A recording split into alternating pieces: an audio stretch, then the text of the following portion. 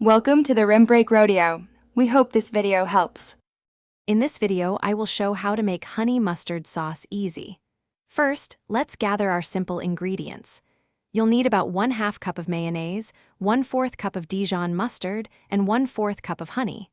A small amount of apple cider vinegar, perhaps 1 teaspoon, will also be helpful. Make sure everything is ready to go for smooth mixing. Now, let's get the proportions just right for that classic honey mustard taste. Start by combining your mayonnaise and Dijon mustard in a small bowl. A good rule of thumb is 2 parts mayonnaise to 1 part mustard. Then, gently stir in your honey, using about 1 part honey to the mustard.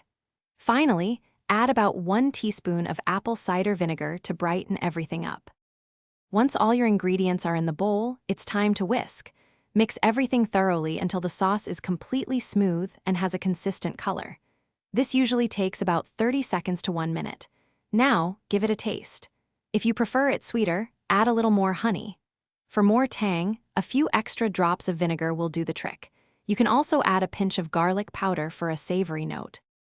Your delicious homemade honey mustard sauce is almost ready. Transfer it to an airtight container and pop it into the refrigerator.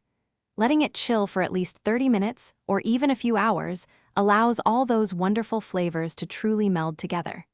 This sauce is fantastic with chicken tenders, as a dip for pretzels, or even spread on your favorite sandwich.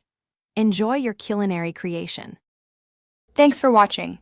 Consider subscribing if we helped you.